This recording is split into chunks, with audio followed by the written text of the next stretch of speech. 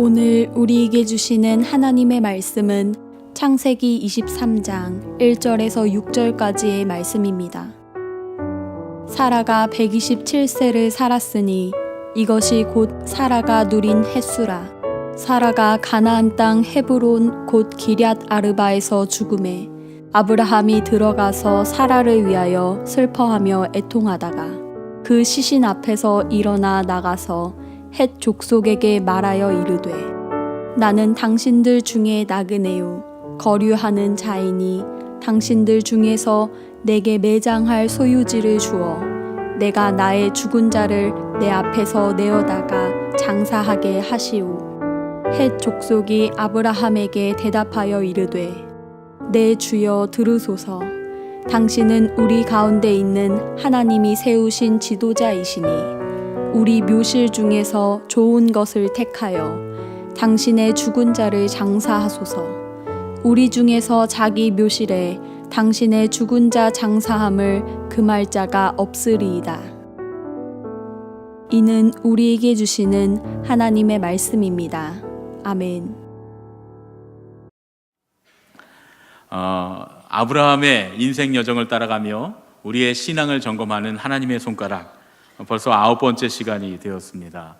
다음 주에 우리가 야외에서 밖에서 예배를 드리기 때문에 아마 집중해서 말씀을 나눌 수 있는 마지막 시간이 아닐까 하는 생각이 듭니다. 그래서 제 마음으로도 하나님의 손가락의 이 시리즈는 다음 주에도 조금 남아있지만 오늘이 정리하는 시간이다, 이런 마음으로 말씀을 준비했습니다. 나그네 영성이라고 하는 그런 제목으로 함께 말씀을 나누시겠습니다. 지난 주간에 한 젊은 배우가 불의의 사고로 세상을 떠났습니다. 우리의 마음이 참 안타까웠습니다. 김주혁이라고 하는 그런 배우인데 저는 이 배우를 참 좋아했어요. 왜냐하면 부담 없는 담백한 연기를 늘 보여주었어요. 재밌는 연기도 참 잘하고 때로는 진지한 연기도 잘하고 어깨에 힘이 빠지고 목소리에 힘이 빠져있는 참 좋은 배우다, 그런 생각이 들었습니다. 그 아버지도 배우이신데 여러분들이 잘 아시는 고 김무생 선생님이 그 김주혁 배우의 아버지이셨습니다. 아들에게 늘 네가 내 아들이란 거를 밝히지 마라, 이렇게 공채 탤런트로 이제 탤런트가 된 아들에게 너 내 이름을 밝히지 마라, 좋은 작품 3개를 하기 전까지는 내 아들이라고 누구에게도 밝히지 마라, 실력으로, 자기의 실력으로 승부하라, 그런 얘기를 늘 했다, 그런 이야기를 제가 들었습니다.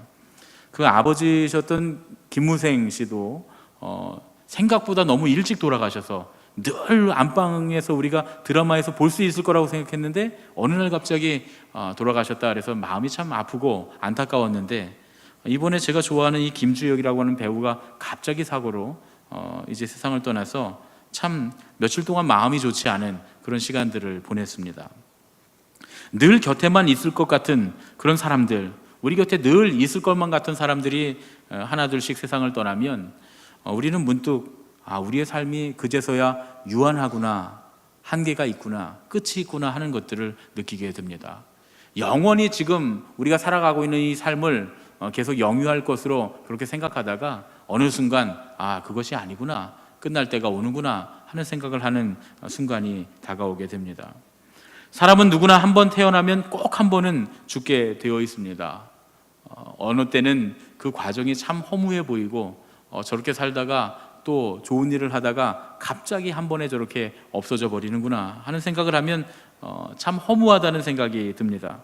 그래서 아무런 의미가 없이 왔다 가는 것이 아닌가, 그런 생각을 할 때도 있습니다. 그러나 그럼에도 불구하고 그 삶과 죽음에는 꼭 하나님께서 섭리하시는 뜻이 있다라고 하는 사실을 우리가 잊지 말아야 할 줄로 믿습니다. 오늘은 사라의 죽음과 장례의 과정을 통해서 하나님께서 우리 안에 계획하신 은혜의 말씀을 깨달을 수 있겠다 하는 생각을 좀 해봅니다. 오늘 사라가 죽어서 장사 지내는 과정을 보면 장지를 구입하는 이야기 외에는 다른 이야기가 별로 들어있지 않습니다. 그저 말씀이 집중적으로 장례 매장지를 구하는 그 일에, 그 과정에 초점이 맞추어져 있습니다. 그래서 도대체 이 말씀이 왜 이렇게 기록되어 있을까 가만히 곰곰이 생각해 보다가 그렇지, 이 장지를 구입하는 과정 가운데 하나님께서 우리에게 주시려는 메시지가 있겠다라고 하는 생각을 하고 이 말씀을 묵상해 봤습니다. 아브라함이 사라가 죽으니까 얼마 동안 슬퍼하다가 일어나서 헷 족속들에게로 갑니다. 헷 족속이라고 하는 사람들은 히타이트라고 하는 그런 해양 족속들인데, 이 해양 문명의 사람들이 이 우리 세계의 우리 역사 가운데 철기라고 하는 철기 문화를 처음으로 들여온 사람들입니다. 이 해양 족속들 가운데 블레셋 사람들도 섞여 있고요. 그들 중에 하나이고, 특별히 오늘 말하는 이 헷 사람들은 아브라함과 함께 같은 신앙을 갖고 함께 삶을 누리고 함께 이웃으로 살고 있던 좋은 이웃, 아넬과 에스골과 마므렛 사람들을 말합니다. 이 아넬과 에스골과 마므렛 사람들, 헷 사람들에게로 가서 아브라함이 그 사람들을 다 모아놓고 이제 매장지를 하나 달라고 부탁을 합니다. 그러자 헷 사람들이 어느 땅을 선택하든지 누구의 묘시를 선택하든지 우리가 내어놓겠습니다, 이렇게 이야기를 합니다. 그랬더니 아브라함이 에브론이라고 하는 사람이 갖고 있는 밭과 그 밭에 딸려있는 막벨라 굴을 나에게 주셨으면 좋겠습니다, 이렇게 말합니다. 그때 마침 에브론이 그 자리에 앉아 있다가 벌떡 일어나면서 말합니다. 파는 게 뭡니까? 당신에게 거저 드리겠습니다. 그 땅을 그냥 가지십시오, 이렇게 말을 합니다.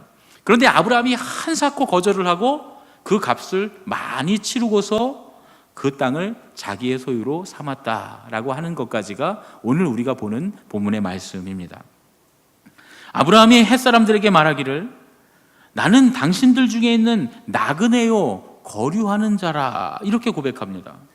아무 힘도 없는, 심지어 땅을 마음대로 소유할 수도 없는 그런 존재다, 그런 이야기죠. 그 땅의 백성들이라면, 헷 사람들 중 하나라면 그저 에브론을 만나서 정한 값을 다 치르고 증인을 한두 명 세워서 이 땅이 이제 내 땅이 되었어 하고 이제 계약을 하고 팔면 그만입니다. 그런데 아브라함은 그 땅의 사람, 거주민이 아니라 나그네였기 때문에 그 성중에 있는 모든 사람들, 그 땅에 있는 모든 사람들이 동의해야 그 땅을 자기 소유로 삼을 수 있었다, 그런 얘기죠. 그래서 아브라함은 그 사람들의 동의가 필요해서 그들을 모두 모아 놓았습니다. 그런데 정작 그 성의 사람들, 그 땅에 살고 있는 아넬과 에스골과 마므렛 사람들은 그렇게 생각하지 않았습니다. 아브라함을 그들과 같은 식구요? 아니, 오늘 말씀을 보니까 그들이 존경하는 지도자라는 거예요.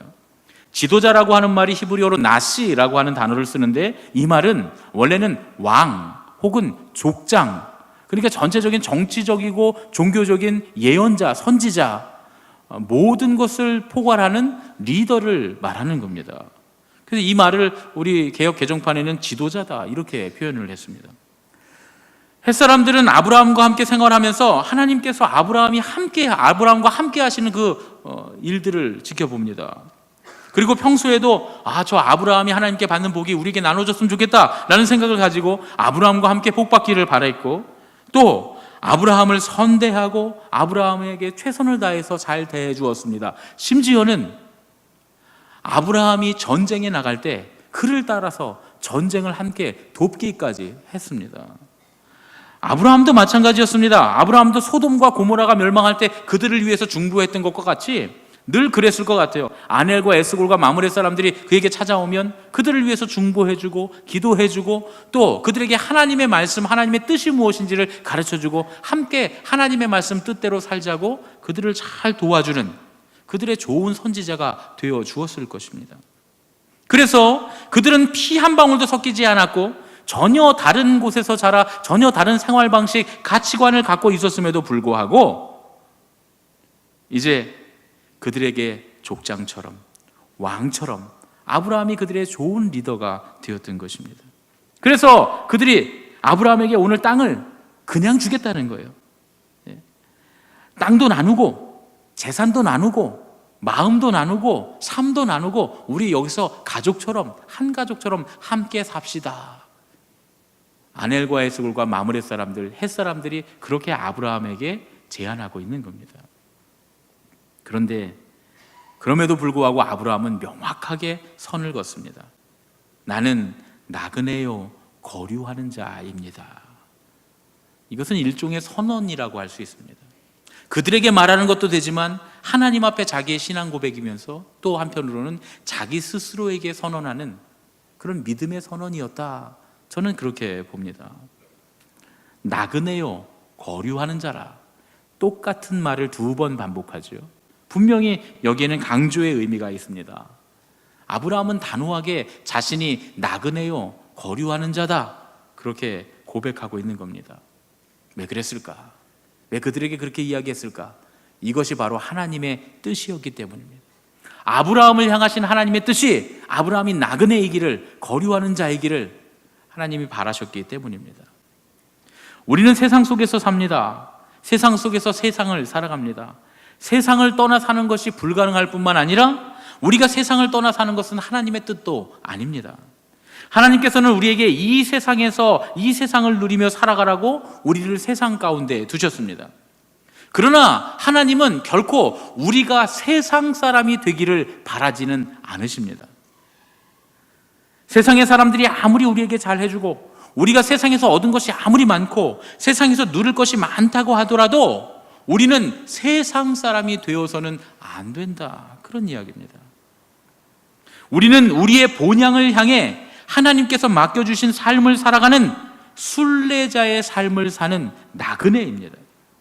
오늘 아브라함의 모습을 통해서 하나님께서는 우리에게 약속을 붙잡는 하나님의 꿈을 쫓아가는 나그네가 되라고 지금 말씀하시는 중이다. 그런 얘기죠.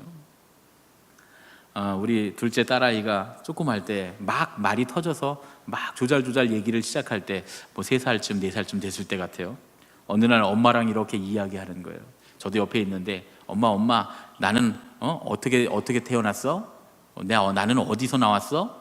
그러니까 엄마가 뱃속에서 10달 동안 다 사랑해주고 노래 불러주고 잘 키워서 이 세상에 나왔지. 그랬더니 제 딸이 묻는 거예요. 엄마 그럼 엄마 뱃속에 있기 전에 나는 어디 있었어? 제가 옆에서 듣는데 정말 신학적이고 너무나 철학적인 질문을 이제 막 말을 배운 꼬마아이가 던지는 거예요. 저도 뭐라고 대답해 줘야 될까? 제가 간섭하려고. 제가 그래도 제법 조직신학을 공부했고 그렇게 전공을 했기 때문에 이걸 어떻게 대답해야 되지? 이 심오한 얘기를 어떻게 해줘야 되지? 고민하고 있는 찰나 제 아내가 웃으면서 쉽게 대답해 줍니다. 하늘나라에서 왔어. 하나님께서 하늘나라에서 살고 있었지? 이렇게 말을 합니다. 그래서 제가 충격을 받았습니다. 그렇지. 우리는 하나님께로부터 와서 하나님께로 가야 되는 하나님의 사람들이지.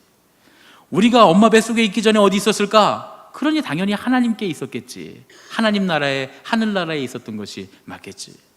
하나님께로부터 우리가 왔으니 이 세상에는 나그네처럼 순례자처럼 살아가다가 결국 하나님 나라로 우리는 돌아가게 되겠지.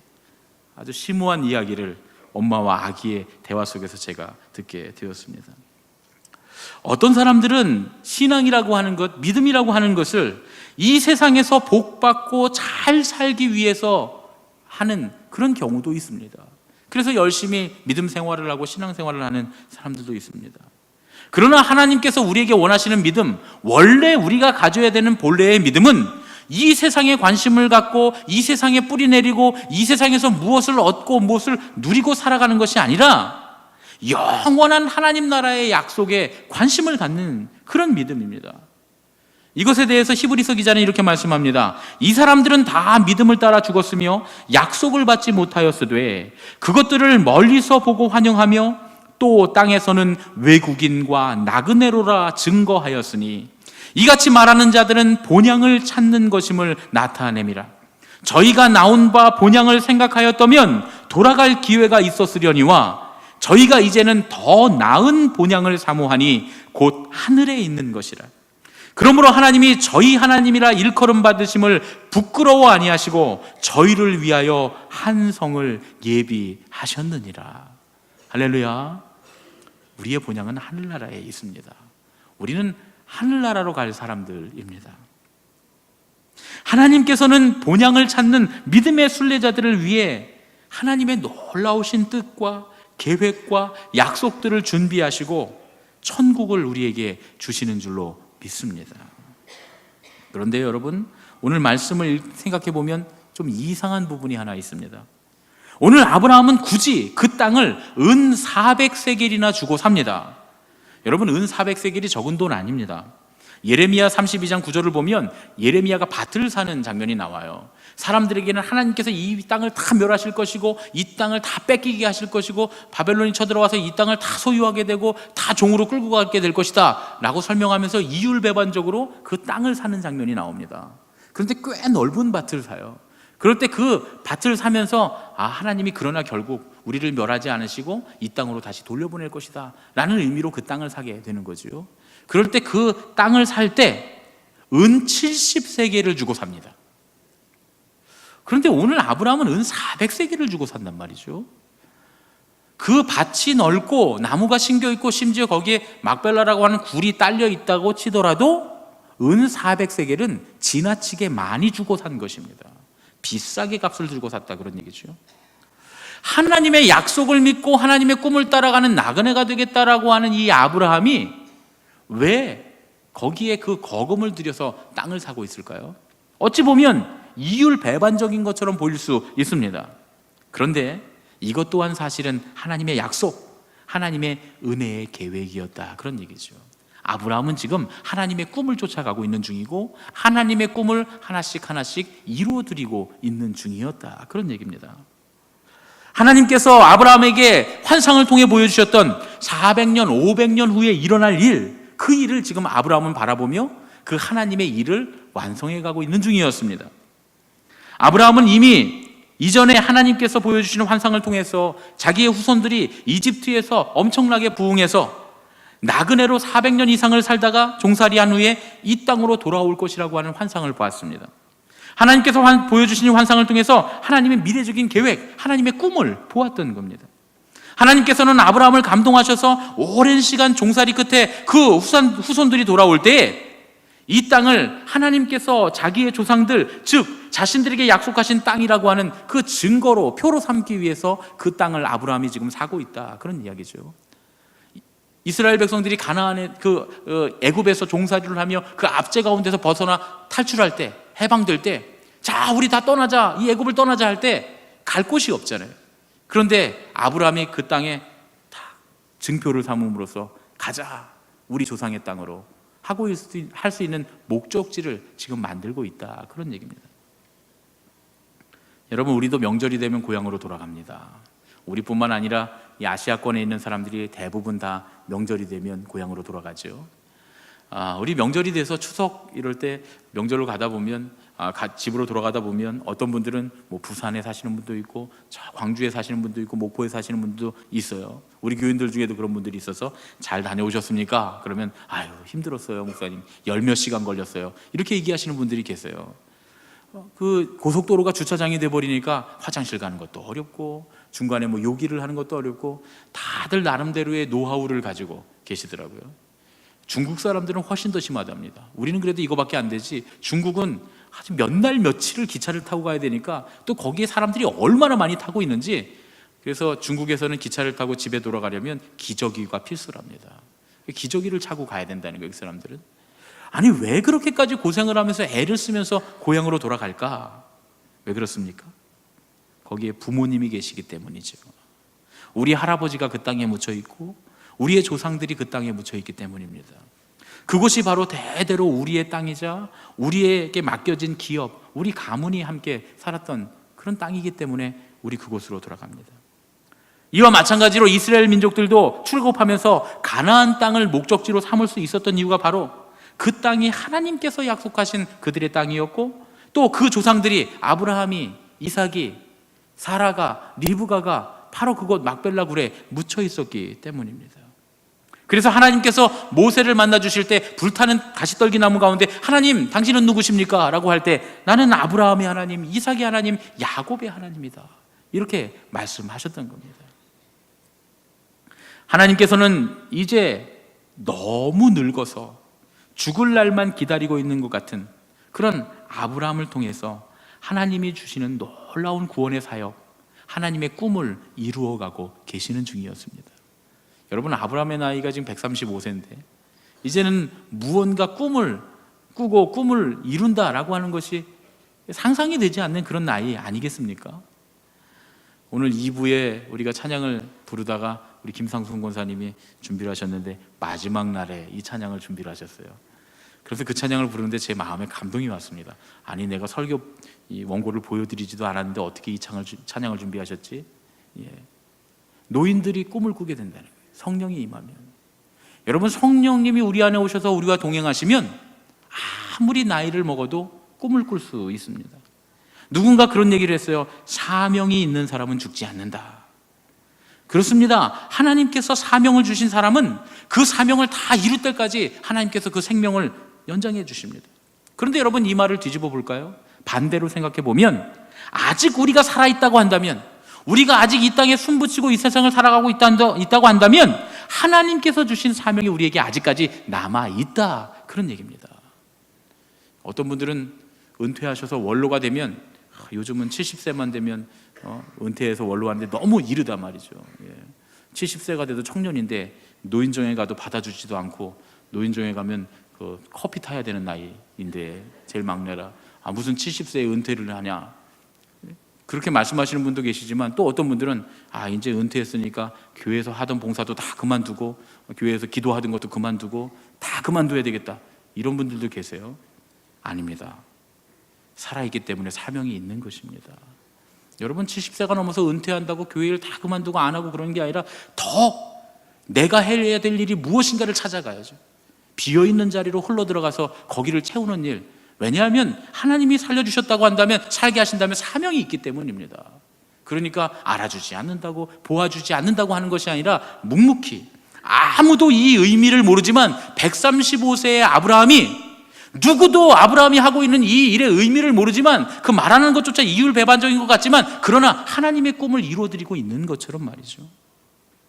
하나님께서는 창세기 15장에 말씀해 주시고 약속해 주신 그 일을 23장이 되어서야, 사라가 죽은 후가 되어서야, 아브라함이 80세 어간에 받은 말씀을 55년이 지난 후에야 아브라함으로 하여금 이루게 하십니다. 그 하나님의 꿈을 이루어가게 하십니다. 여러분, 하나님께서 우리에게 원하시는 것이 무엇입니까? 하나님은 우리에게 경건한 삶을 살기를 원하십니다. 하나님께서 원하시는 참된 경건은 이 세상에 살지만, 이 세상에 살면서 많은 사람들을 돌보고 주님의 길로 이끌어가지만, 그러나 정작 자신은 세 속에 물들지 않는 것이다 라고 야고보 사도를 통해서 야고보서 1장 27절에 우리에게 말씀해 주십니다. 우리는 세상에 살아도 세상 사람이 아니다, 그런 얘기죠. 우리는 세상에 살아도 하나님의 약속을 바라보는 순례자의 삶을 살아야 한다, 그런 얘기입니다. 그리고 우리가 살아가는 동안에는, 우리의 목숨이 붙어있는 동안에는 하나님께서 우리에게 주신 사명이 반드시 있습니다. 그 사명은 아브라함을 통해 온 인류를 복되게 하신 바로 그건데, 처음에는 아브라함을 통해, 그리고 이스라엘 민족을 통해서, 그리고 예수 그리스도를 통하여, 예수 그리스도의 제자들을 통하여 그 보혈로 정결케 되어 하나님의 자녀가 되고 그리스도의 제자가 된 지금 우리들을 통해서 하나님께서는 이 세상을 복되게 하시고 이 세상에 생명을 주시는 그 사명을 살라고 지금 우리에게 말씀하시는 줄로 믿습니다. 우리는 늘 목적을 분명히 해야 됩니다. 남들이 다 아니라는데 아브라함이 스스로 나는 나그네요, 거류하는 사람입니다 라고 말한 이유가 뭡니까? 그리고 남들은 다 아니라는데 그냥 주겠다는데 굳이 비싼 값을 치르면서까지 그 밭을 자기 소유로 확정하고 사는 이유가 무엇입니까? 바로 하나님의 약속, 하나님께서 주신 꿈을 붙들었기 때문입니다. 우리도 우리 삶의 목적이 분명히 해야 합니다. 하나님께서는 우리가 하나님께서 주신 약속을 붙들기를 원하십니다. 대우받고 인정받고 사람들이 박수치는 그런 삶이 아니라, 그리고 사람들이 붙들어서 아유 마지못해 그래 내가 여기 살아줘야지 하는 그런 삶이 아니라, 하나님께서 우리에게 주신 약속, 하나님의 꿈을 붙들기를 원하시는 줄로 믿습니다. 그렇게 되면 우리 삶의 모든 과정이, 우리가 계획하는 모든 계획이, 우리가 살아가는 순간순간이 하나님의 꿈을 이루어드리는 과정이 되는 줄로 믿습니다. 여러분, 우리는 그냥 헛되이 왔다가 헛되이 가는 인생이 아닙니다. 우리가 살아가는 순간순간은 하나님의 꿈을 이루어드리는 과정인 줄로 믿습니다. 1998년도에 저에게는 인생의 가장 큰 시련 중에 하나가 지나갔습니다. 1998년도에 금융위기로 인해서 온 나라가 어려움을 당할 때, 그때 부모님이 하시던 식당이 부도가 나서 온 가족들이 다 뿔뿔이 흩어졌습니다. 이제 비 때문에 넘어가서 조만간 비워줘야 되는 그 집에 저 혼자 1년을 살았는데 한겨울에 난방을 할 수가 없어서 그래서 이불 서너 채를 깔고서 겨울을 났습니다. 서울 같으면 하나도 어려운 일이 아니에요. 제가 지금 아직도 하복을 입고 있는 걸 여러분들이 눈치채셨는지 모르겠는데 저는 아직도 덥습니다. 제가 이 상태로라면 겨울을 그냥 하복으로 날 수도 있을 것 같은 그런 담대함이 마음속에 있는데 서울은 참 더워요. 따뜻하고요. 그래서 이불 한 두 채만 있으면 난방 안 해도 겨울을 날 수 있을 것 같습니다. 그런데 제가 살던 청평은 경기 북부 지역 중에서도 분지라 아주 추운 곳이거든요. 이불 서너 채를 깔고 덮어야 간신히 웅크리 이렇게 쪼그리고 자야 간신히 하룻밤을 잘 수 있는 그런 한겨울을 보냈습니다. 어느 주일날 예배를 마치고 찬양대 연습을 다 끝내놓고 그리고 이제 저녁에 찬양 인도를 하는 그때까지 준비하는 시간까지 한 2시간 정도 시간이 남아서 집에 들어왔어요. 집에 들어와서 후회했습니다. 따뜻한 교회에 있을 걸 괜히 집에 들어왔다. 그래서 어디 들어갈 데가 없으니까 이불 속에 쏙 들어갔어요. 거기가 제일 따뜻하니까. 그리고 이렇게 웅크리고 잠깐 있다가 깜빡 잠이 들었습니다. 잠이 들어서 잠을 자다가 눈을 이렇게 딱 떴는데 문득 눈을 떴는데 천정이 보여요. 천정이 이렇게 보이는데 오래된 벽지, 낡은 그 천정을 이렇게 쳐다보면서 참 한심하구나, 참 외롭다, 참 쓸쓸하구나, 비참하네, 이런 생각들이 들어오니까 눈물이 나기 시작했어요. 그 눈물이 나고 있는데 그때 갑자기 찬양 한 곡이 생각이 났습니다. 그래서 제가 이불 속에서 혼자 이 찬양을 불렀어요. 이런 찬양입니다. 마음이 어둡고 괴로울 때 주님 예수님을 나 생각해요. 머리 둘 곳조차 없으시던 혼자 기도하시던 주님 생각해요. 눈물이 나더라고요. 그 눈물을 펑펑 흘리면서 찬양을 부르고 났는데 그런 생각이 드는 거예요. 예수님은 머리 둘 곳도 없으셨다는데 그래도 나는 이렇게 푹신한 베개에 머리를 베고 지금 잠을 잤잖아요. 나는 훨씬 괜찮네. 예수님보다 훨씬 낫는데 뭐 이렇게 힘들고 어렵고 비참하게 생각하고 있나 말이죠. 어느 날 당신의 길을 묵묵히 걸어가시는 예수님께 한 서기관이 묻습니다. 예수님 어디로 가십니까? 저도 같이 가겠습니다. 그랬더니 예수님 말씀하십니다. 들의 여우도 공중의 새도 머물 곳이 있지만 사람의 아들은 머리 둘 곳조차 없단다. 무슨 말씀입니까? 너도 나를 따라오려면 머리 둘 곳이 없는 삶을 살아야 한단다. 스스로 사람의 아들이 되셔서 머리 둘 곳 없이 이 땅에 나그네가 되셨던 우리 주님은 오늘 아브라함이 우리에게 고백하는 것처럼 이 땅에 영원히 살 것처럼 머물러서는 안 된다고 그렇게 말씀하셨습니다. 그런데 여러분, 이미 우리는 이 땅에 너무 많은 것을 가지고 누리면서 살고 있지 않습니까?